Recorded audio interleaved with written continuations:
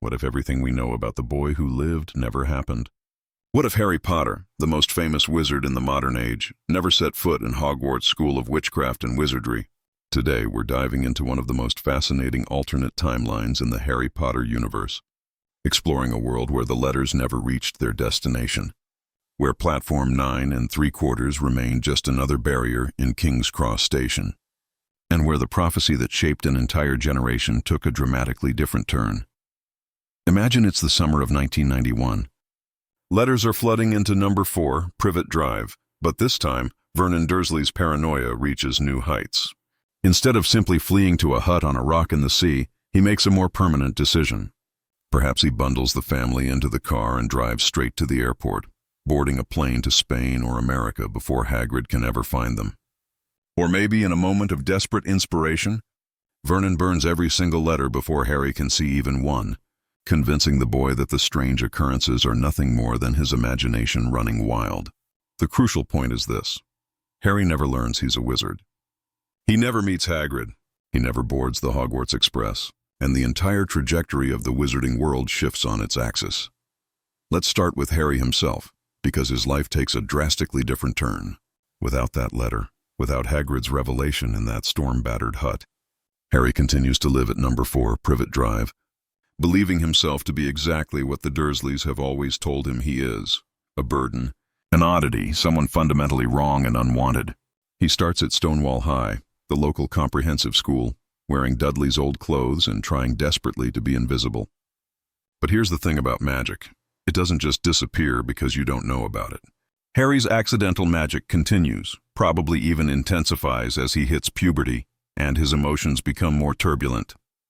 Remember when Harry made the glass disappear at the zoo? Or when he somehow appeared on the school roof when running from Dudley's gang? These weren't just one-time incidents. They're manifestations of powerful, untrained magic bursting out during moments of extreme emotion. Now imagine that continuing for years. Harry doesn't understand what's happening to him.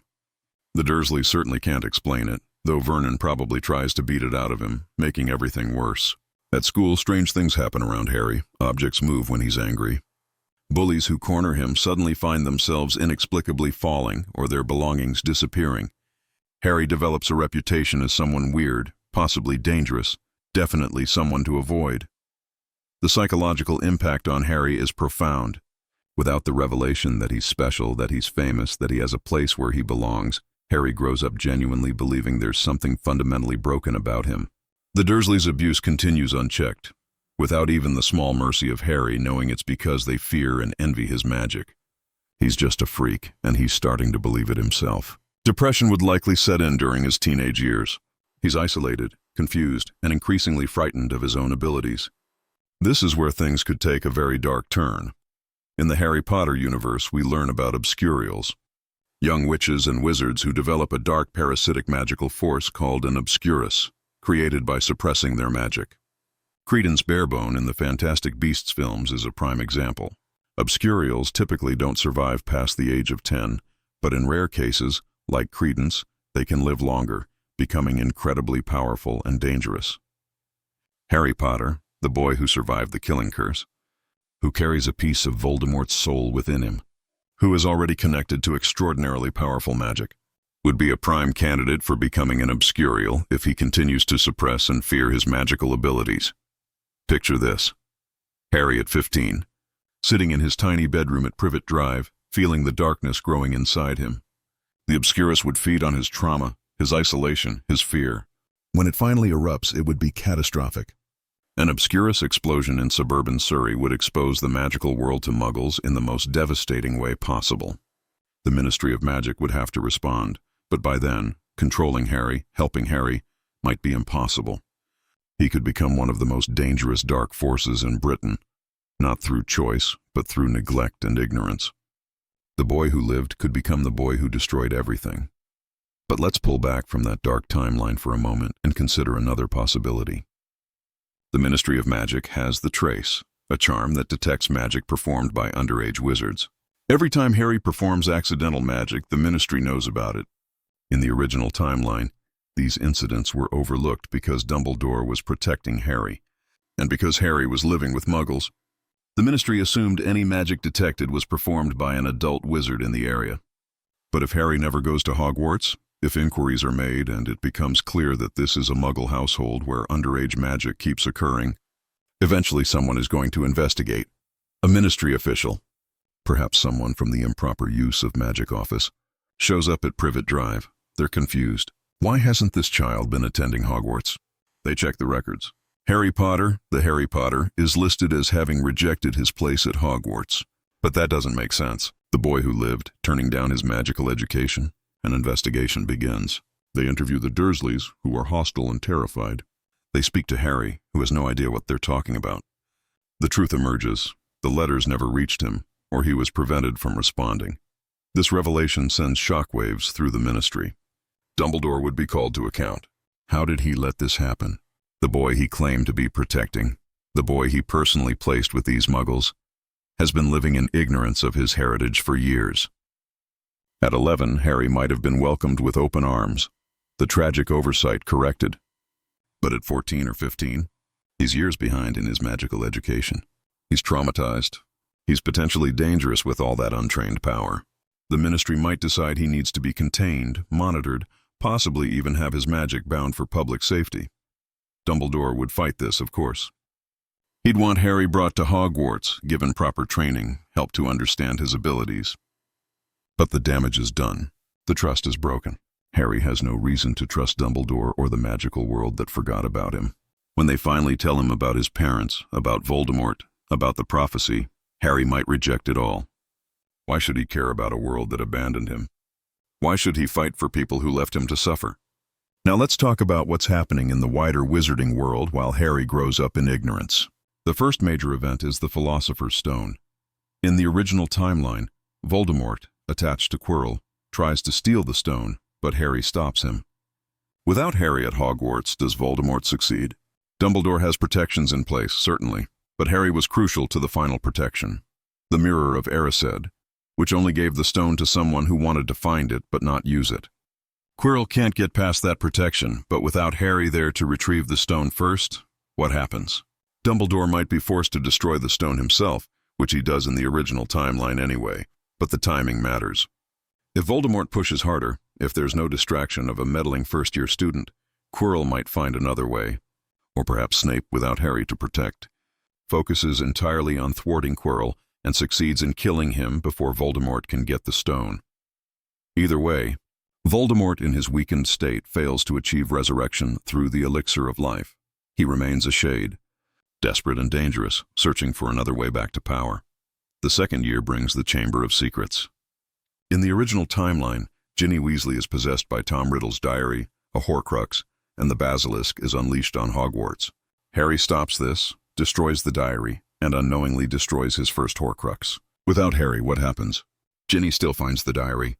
She still becomes possessed.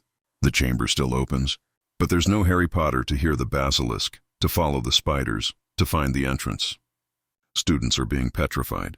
Moaning Myrtle's bathroom holds a secret no one can decipher.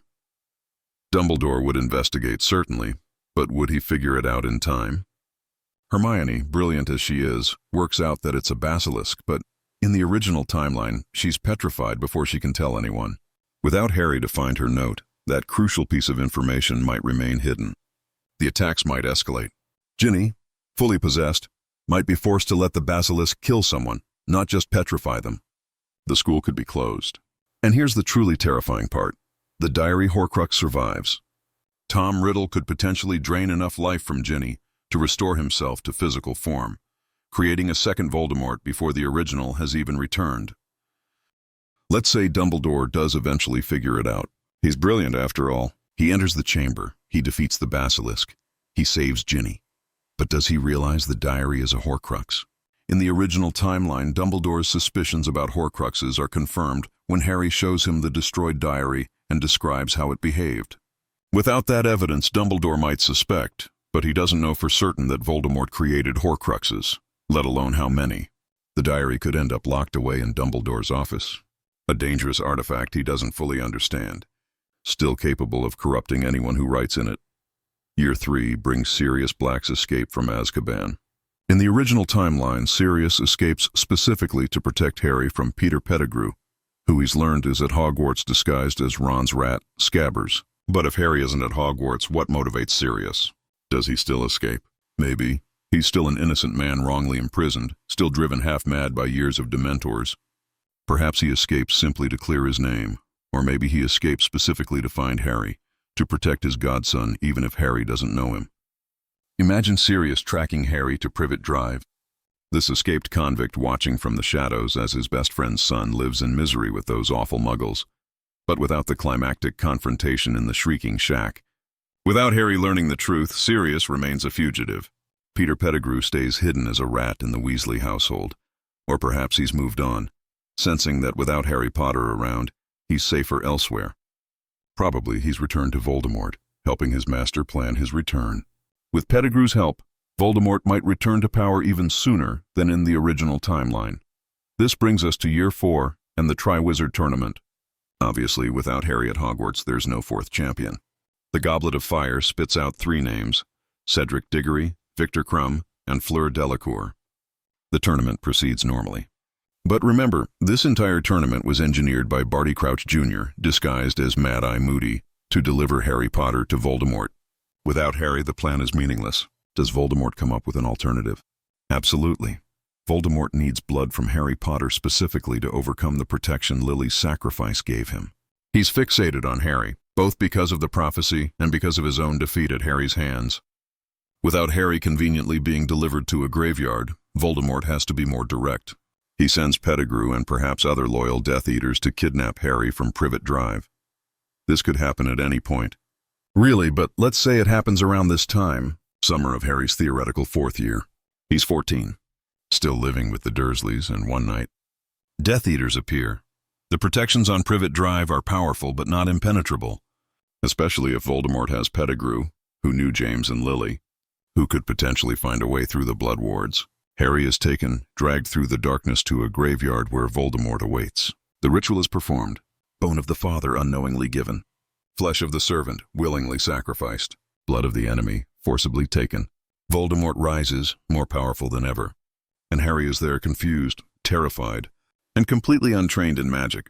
In the original timeline, Harry escapes because he knows how to duel, because his wand connects with Voldemort's, because he's brave and quick-thinking.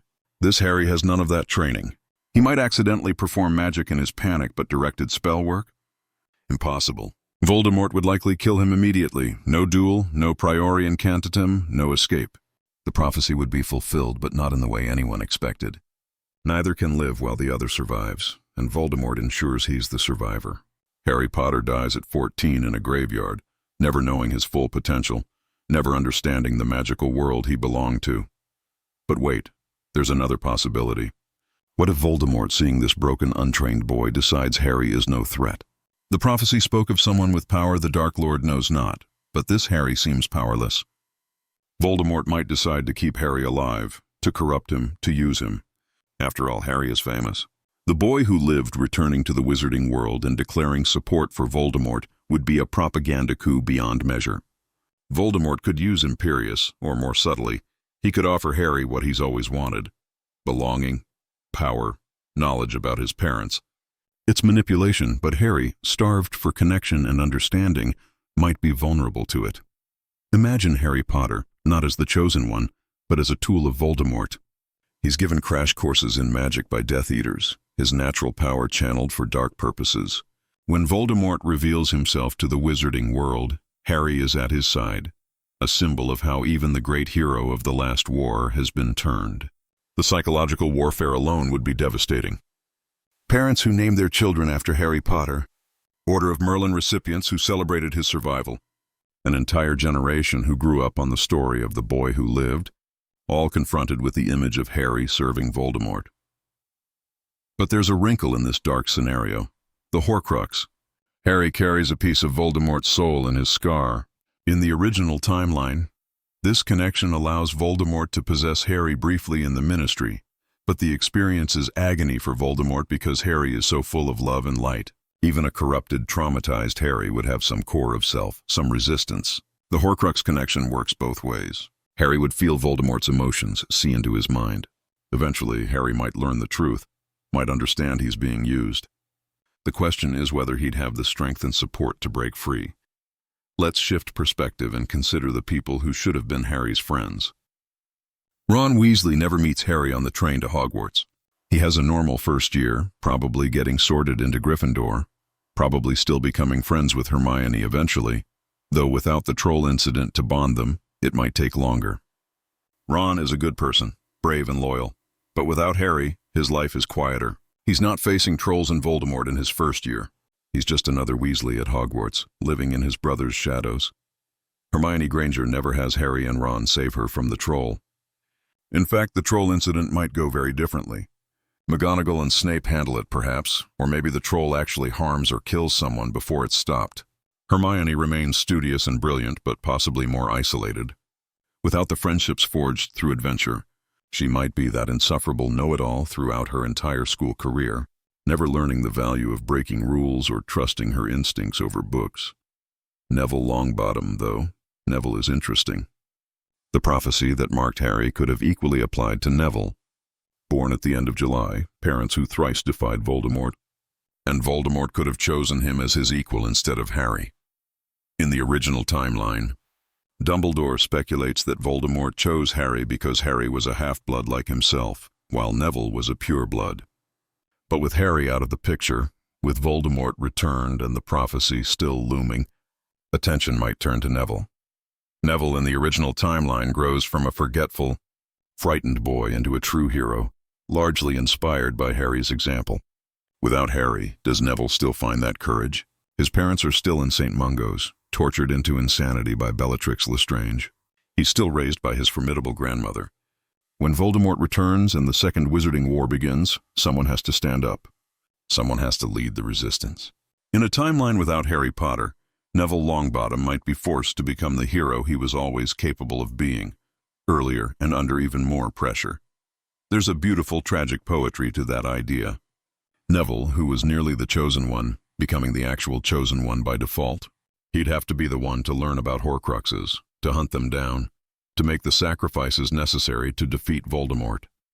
And unlike Harry, Neville doesn't have the natural talent, the instincts, or the luck that Harry has. Everything would be harder for him. But maybe that makes his eventual triumph more meaningful. But here's the harsh reality. Neville at 14 or 15, when Voldemort returns, isn't ready. He's still growing into himself. Without years of fighting alongside Harry, without that gradual building of confidence, Neville might not survive the challenges ahead. Dumbledore would try to prepare him, certainly, but there's a reason the prophecy spoke of someone born at the end of July.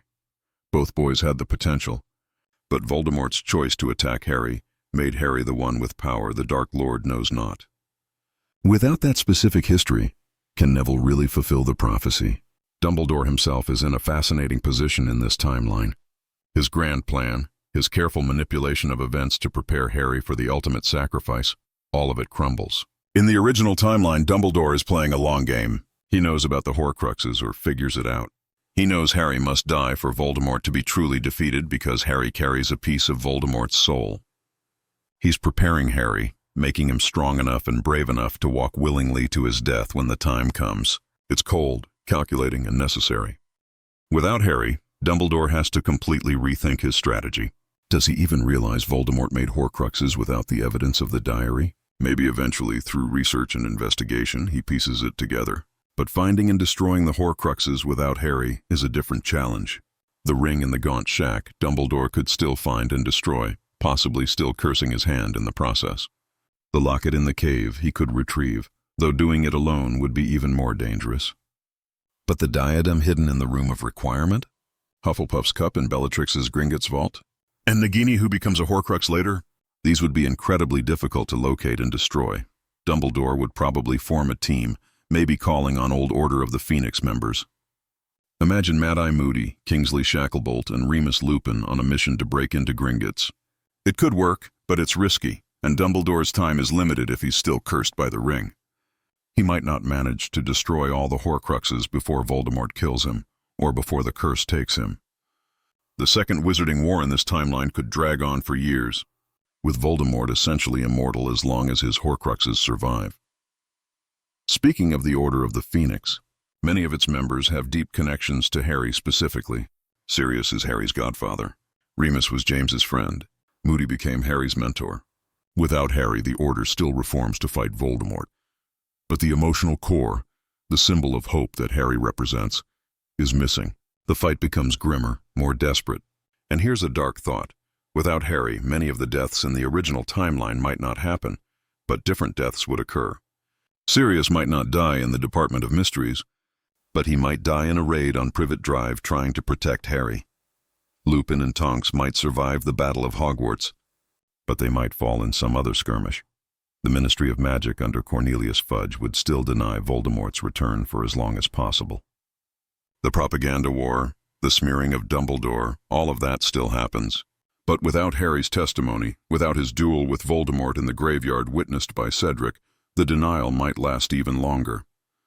By the time the Ministry admits the truth, Voldemort could have a stranglehold on the government. The coup that happens in the original 7th book, where Death Eaters take over the Ministry, might happen sooner and more completely. Dolores Umbridge, that delightful woman, still ends up at Hogwarts as High Inquisitor and later Head Mistress, enforcing the Ministry's will. Dumbledore's army never forms because it was created specifically in response to Umbridge's refusal to teach proper defense against the dark arts, and it was led by Harry. Without that, students at Hogwarts during the Voldemort years are less prepared, less organized, less able to resist. When Voldemort eventually takes control of Hogwarts, installing Snape as headmaster with the Carrows enforcing discipline, there's no organized student resistance. It's just terror and compliance. Severus Snape deserves special attention in this timeline. His entire arc in the original series is defined by his love for Lily Potter and his guilt over her death. He protects Harry not because he likes Harry. In fact, he despises Harry for looking like James, but because Harry is Lily's son.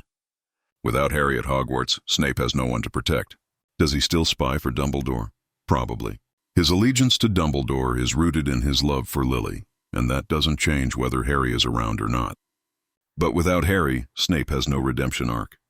He's just a bitter, cruel man playing a dangerous game of espionage.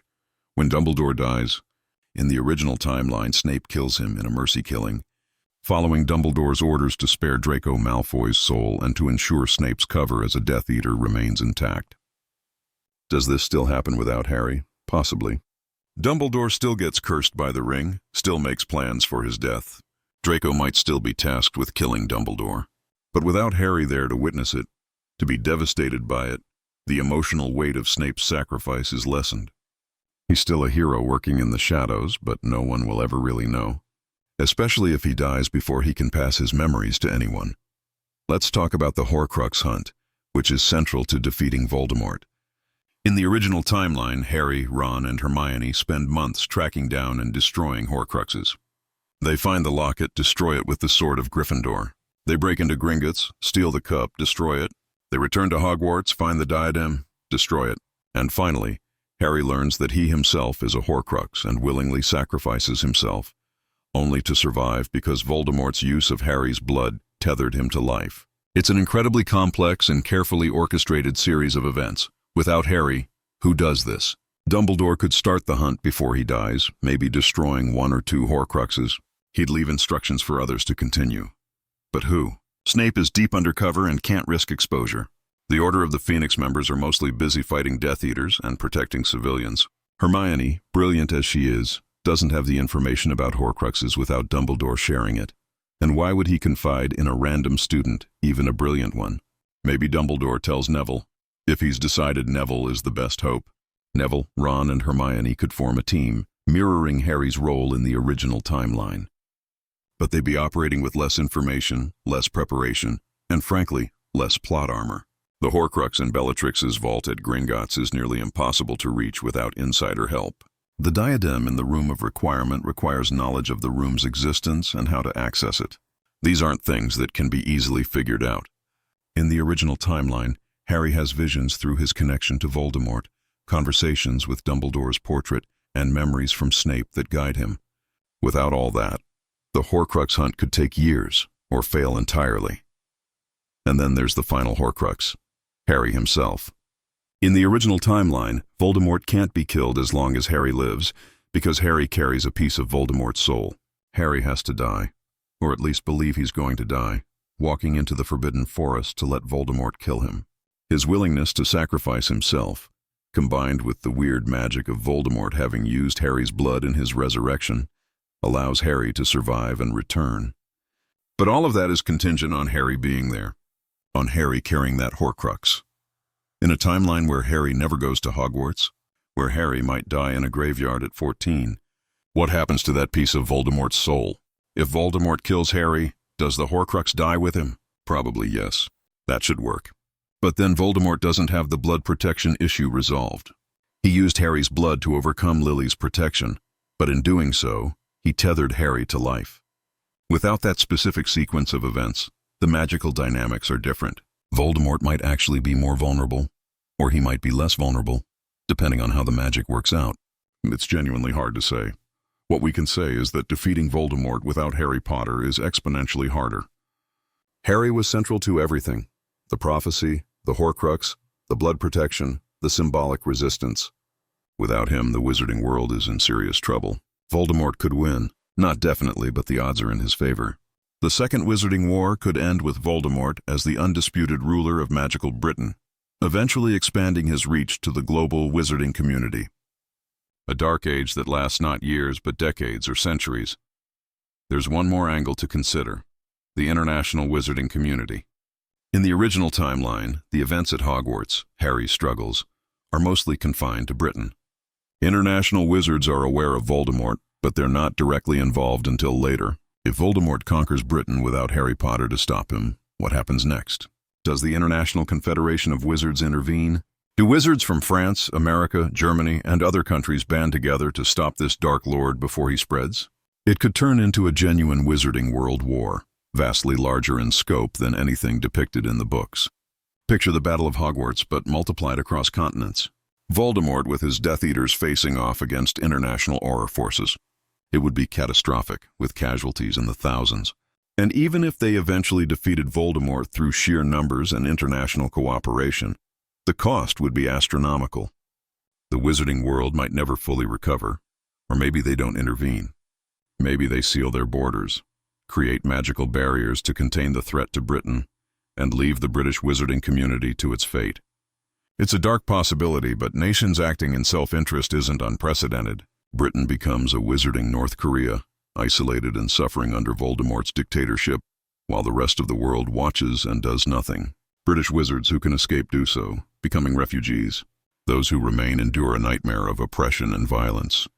Let's circle back to Harry one more time, because his fate is central to this entire scenario. We've explored several possibilities. Harry becoming an obscurial, Harry being found and trained late by the Ministry, Harry being kidnapped and killed by Voldemort, Harry being corrupted and used by Voldemort. But there's one more outcome that's worth considering. What if Harry survives in the Muggle world, his magic suppressed but not destructive, and he never has direct contact with the wizarding world at all? He grows up, graduates from Stonewall High, maybe gets a job, a flat, tries to build a normal life. But the strange occurrences never fully stop. Objects still move when he's emotional. He still has dreams of a castle and a snake and a face without a nose.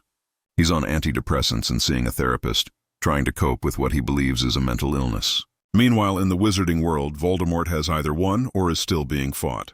Harry Potter, the boy who lived, is a legend who vanished. Years pass. Harry is in his 20s, maybe 30s.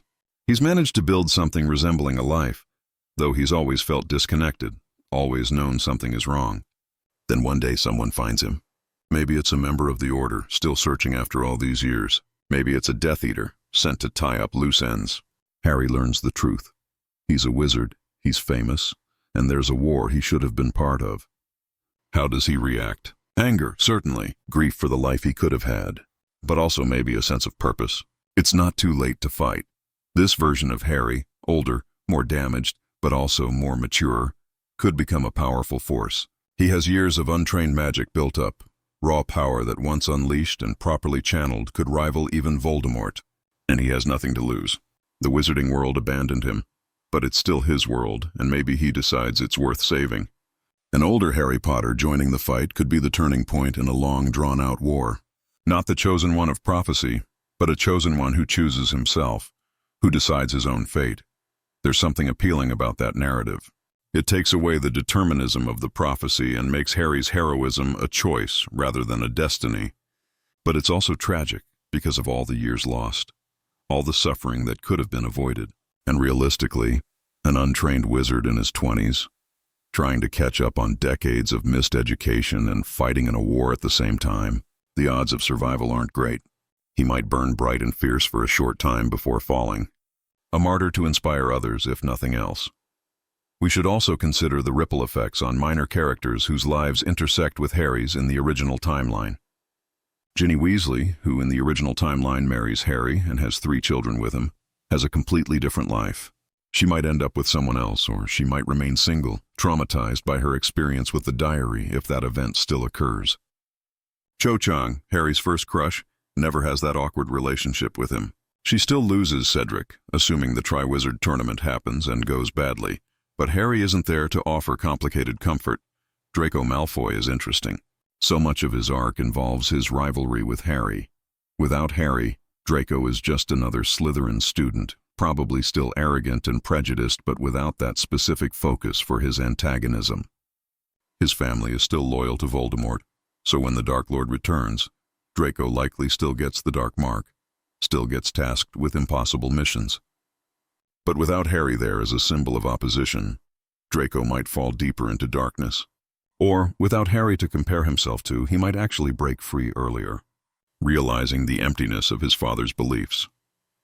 Luna Lovegood, Draco's opposite in many ways, is another character whose life would be different. In the original timeline, Luna becomes friends with Harry and the others through Dumbledore's army. She's a loyal friend who sees the world in a unique way and isn't afraid to speak her truth. Without Harry and without Dumbledore's army, Luna might remain the isolated, bullied girl that Harry first meets. She'd still be brilliant and kind, but she might not have the chance to show her bravery, to fight in the Battle of Hogwarts, to prove herself. All of these characters, these lives that intersect and intertwine in the original timeline, become separate threads in a timeline without Harry Potter. Some threads might still cross. Ron and Hermione might still fall in love eventually. Neville might still find his courage. But the tapestry of relationships and events that makes up the Harry Potter story would be fundamentally different, possibly unrecognizable. And what about the broader themes of the story? The original Harry Potter series is about love conquering death, about choosing what is right over what is easy, about the power of sacrifice and friendship. Without Harry, do those themes still resonate? Maybe they become even more important. If Neville or another character steps up to fill Harry's role, their journey becomes a testament to the idea that heroism isn't about being chosen, it's about choosing. That anyone can make a difference if they're brave enough to try. But there's also the possibility that without Harry, the story has a darker ending. That sometimes evil wins because the right people aren't in the right place at the right time. That's a harder truth, a more realistic one perhaps, but it makes the original story even more precious. Harry Potter mattered. His choices mattered. The fact that he went to Hogwarts, that he made friends, that he learned and fought and sacrificed, all of it mattered immensely.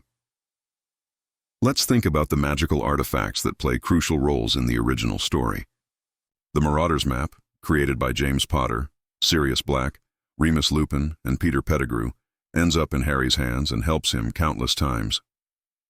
Without Harry at Hogwarts, the map probably stays with Fred and George Weasley, who found it, or maybe they still give it to someone. Perhaps Ron. But without Harry's specific need to sneak around and his connection to his father's legacy, the map doesn't fulfill its narrative purpose. It's just a useful tool rather than a symbol of connection across generations.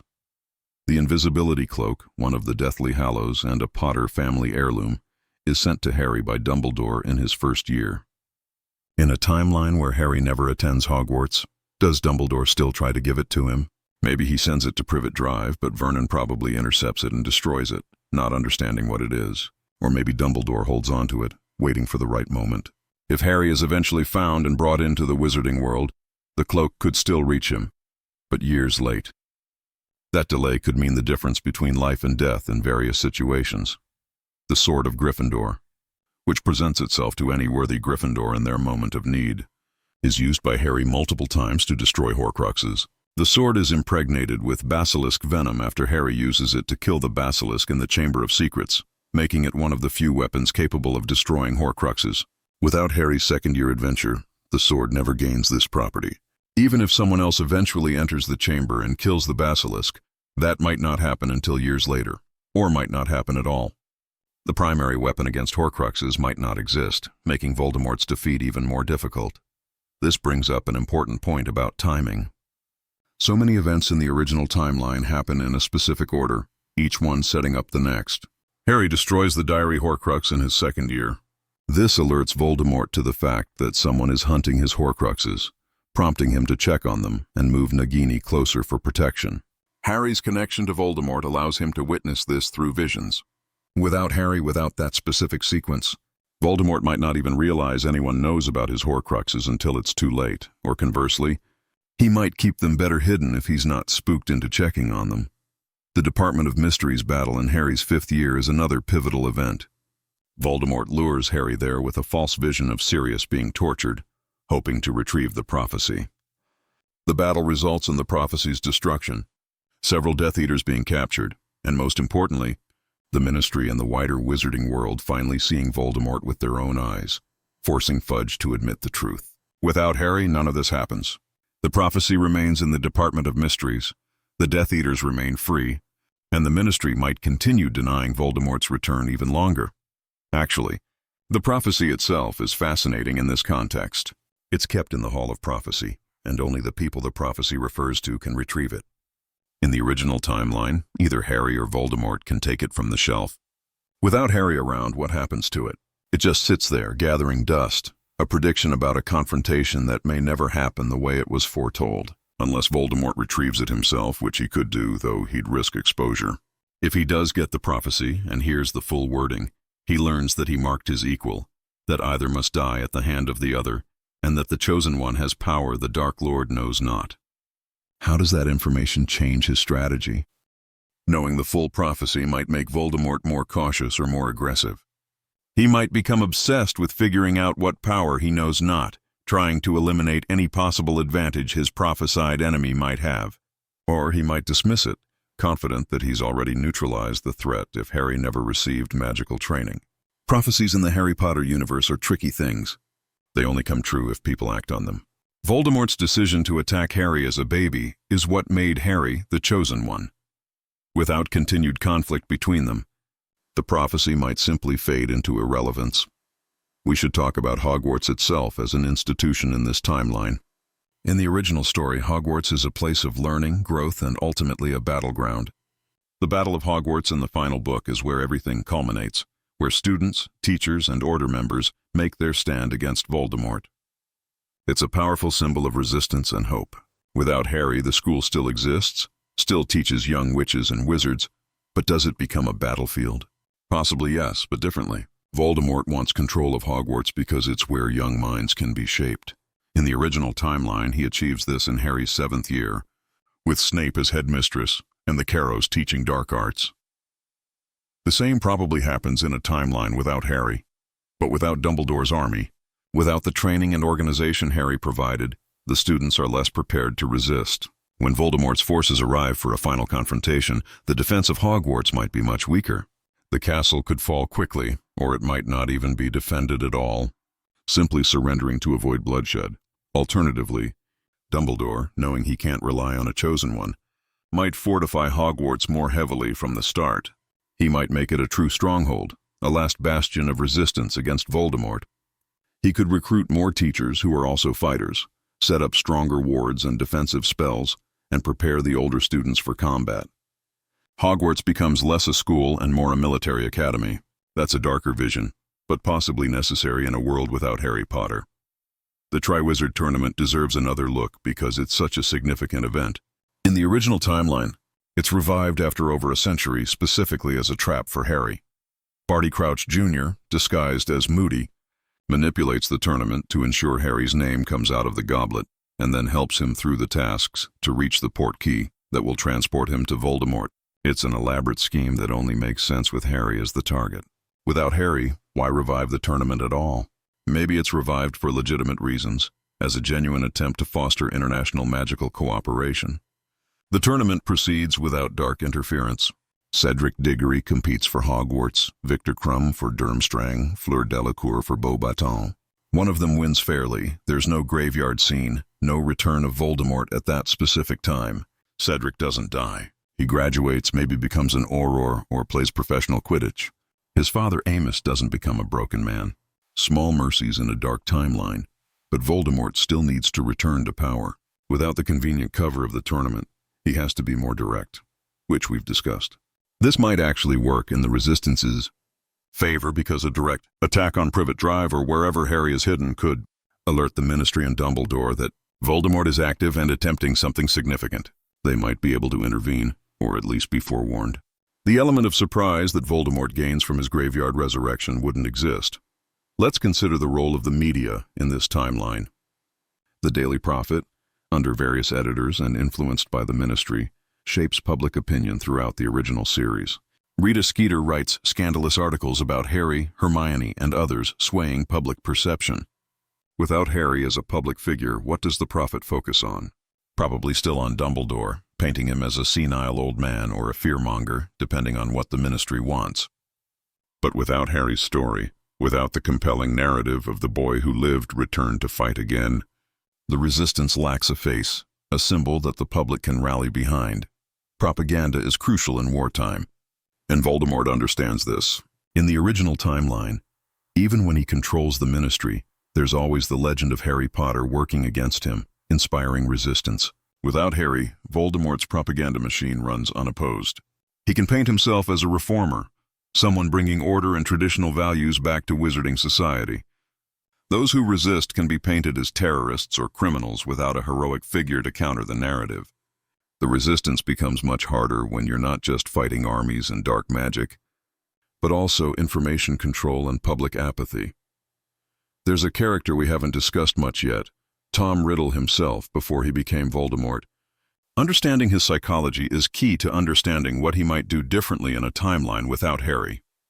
Voldemort is defined by his fear of death and his inability to understand love or human connection. He's brilliant, powerful, and completely lacking in empathy.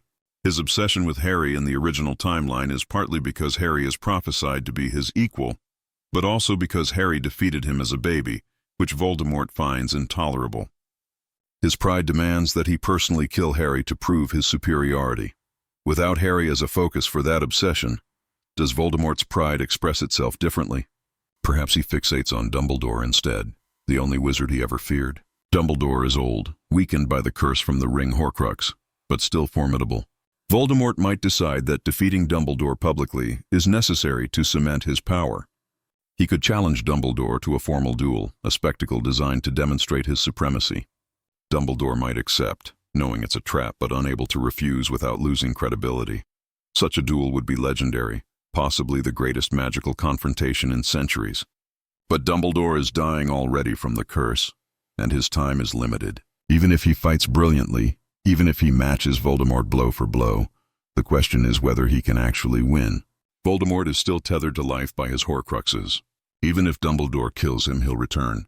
Unless Dumbledore has managed to destroy all the Horcruxes first, which, as we've discussed, is unlikely. So Voldemort might actually achieve his goal of publicly defeating Dumbledore, demoralizing the Resistance in one dramatic moment. Family legacies play a huge role in the Harry Potter universe. The Potters, the Blacks, the Malfoys, the Weasleys, all these family histories shape the characters and their choices. Harry is the last of the Potters, carrying the weight of his parents' sacrifice and his family's reputation. Without Harry continuing that legacy, the Potter line ends with him if he dies young, or fades into obscurity if he lives as a Muggle. James and Lily's sacrifice, their stand against Voldemort, becomes just another tragic footnote in history, rather than the foundation of a legend. The Black family is almost as complicated. Sirius is the last Black, disowned by his family for rejecting their pureblood mania. When he dies in the original timeline, the Black family line ends, though the family home at Grimmauld Place becomes the Order's headquarters. Without Harry for Sirius to protect, Sirius's story changes significantly. He might die earlier, might survive longer, or might never escape Azkaban at all. The ancient and noble House of Black fades into history, its last members either dead or having rejected the family name. Conversely, without Harry as an obstacle, Draco Malfoy might more successfully carry on his family's legacy. The Malfoys could become even more powerful under Voldemort's regime, rewarded for their loyalty.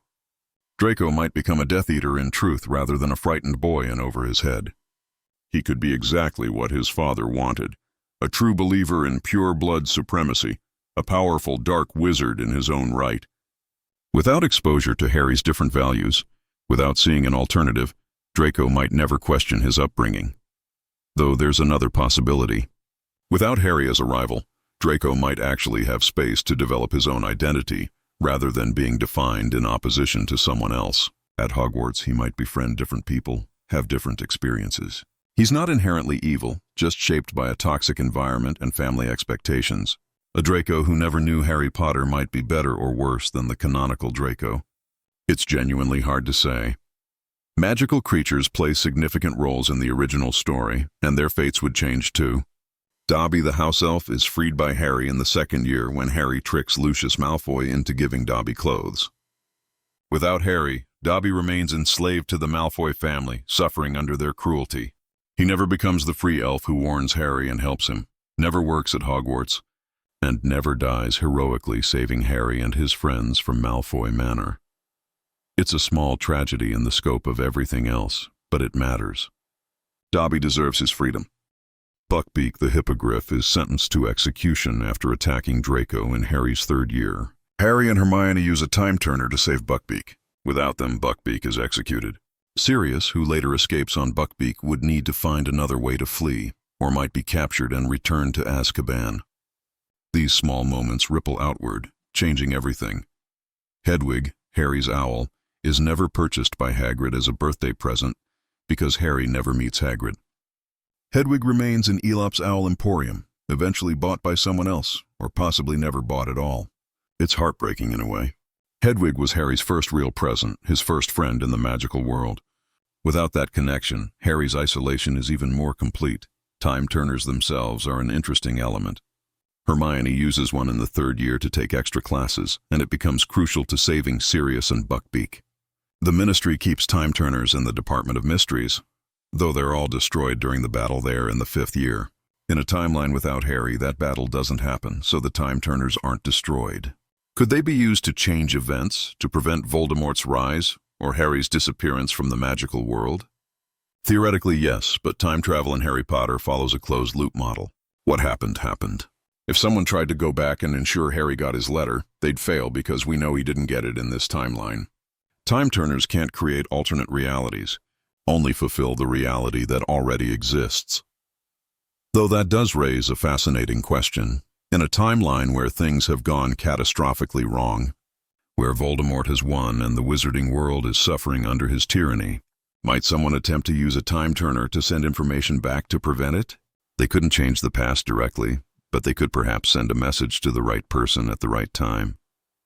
A note to Dumbledore. Check on Harry Potter. Make sure he receives his letter. The stable time loop would ensure this either happened all along or couldn't happen because it would create a paradox. The more you think about time travel, the more your head hurts, honestly. Let's move on. The Deathly Hallows are three legendary magical objects: the Elder Wand, the Resurrection Stone, and the Invisibility Cloak. In the original timeline, Harry possesses all three, though he doesn't realize the significance until near the end. The Invisibility Cloak is his family heirloom.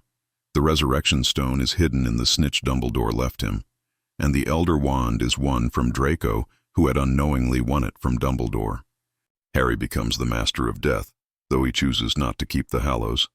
Without Harry, the Hallows are scattered. The Invisibility Cloak might be lost or destroyed. The Resurrection Stone remains in the Ring Horcrux, which Dumbledore destroys, though the stone might survive the destruction of the Horcrux. The Elder Wand is the most problematic. Dumbledore possesses it, having won it from Grindelwald decades earlier. When Dumbledore dies, who becomes the wand's master?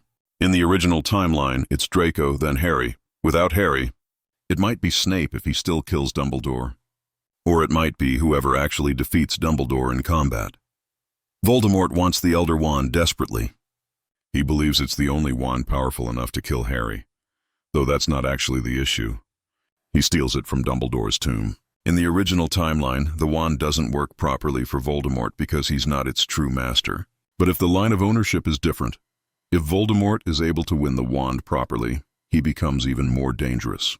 The Elder Wand in the hands of a Dark Lord who is its true master might be unstoppable. Education is something we should consider more deeply. Harry, Ron, and Hermione learned so much outside the classroom in the original timeline.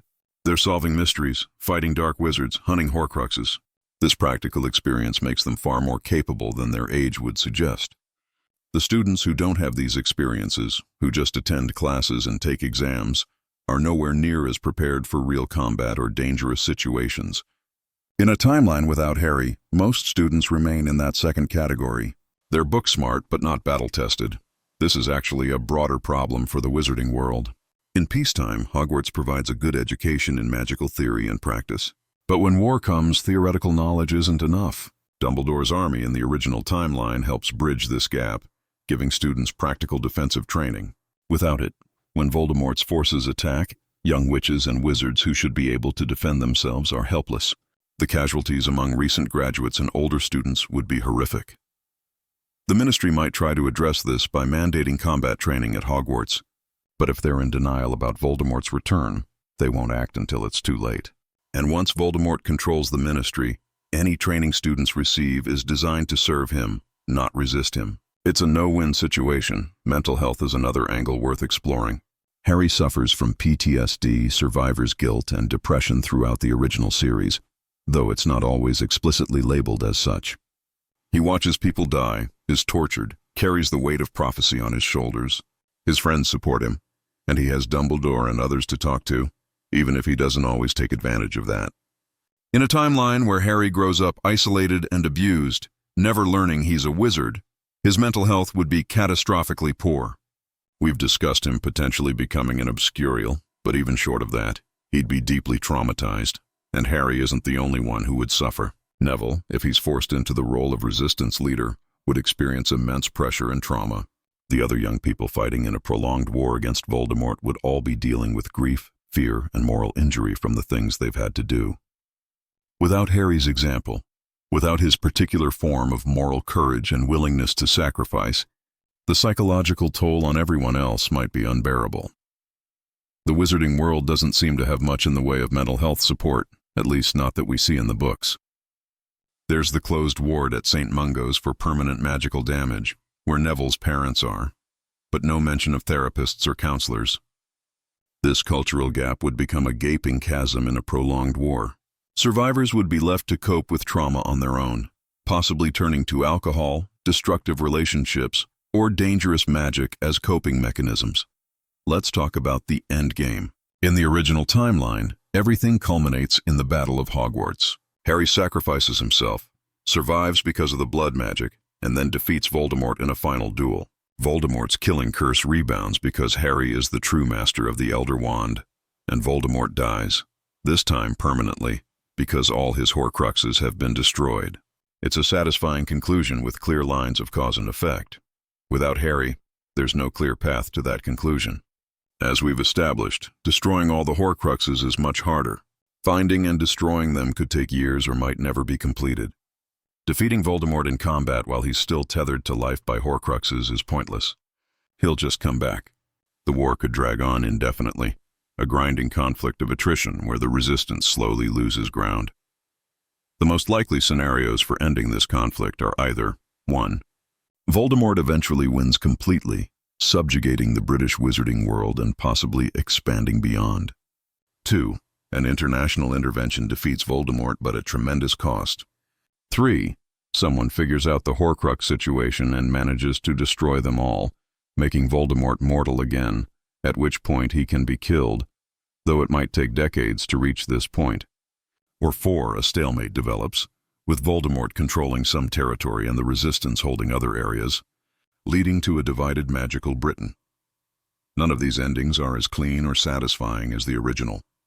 They're messier, more ambiguous, more costly, but that might be the point of this thought experiment. Harry Potter wasn't just another wizard. He was the right person at the right time, shaped by specific circumstances into someone who could fulfill a very particular role. Without him, the story doesn't just change, it potentially falls apart. The good guys don't automatically win just because they're good. Evil can triumph when the forces of resistance aren't properly aligned. There's something both sobering and hopeful in that realization.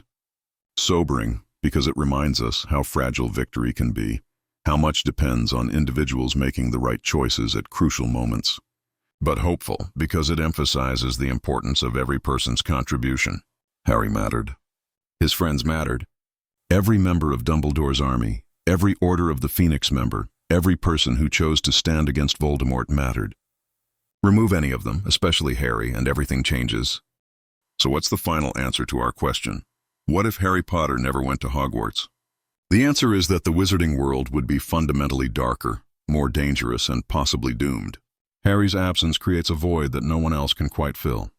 Other heroes might rise, other resistance movements might form, but without Harry's specific combination of love, sacrifice, courage, and sheer stubborn refusal to give up, without his unique magical properties and connections, defeating Voldemort becomes exponentially harder, perhaps impossible. Harry Potter's story reminds us that individuals matter, that one person's choices can ripple outward to change the world. It's a powerful message, and examining what happens without him only reinforces how important that message is. The boy who lived earned that title not just by surviving Voldemort's attack as a baby, but by choosing again and again to live for something greater than himself. Without him, the light in the wizarding world dims significantly, and the darkness threatens to swallow everything. But perhaps, in the end, that's not the whole story. Perhaps the real magic isn't in prophecies or chosen ones, but in the idea that anyone can choose to be brave, to stand up, to make a difference. If Harry never went to Hogwarts, maybe someone else would have to learn that lesson and become the hero the wizarding world needed. It wouldn't be easy, it wouldn't be clean, and many more lives would be lost along the way, but as long as there are people willing to fight for what's right, there's hope. Even in the darkest timeline, even without Harry Potter, that hope might be enough.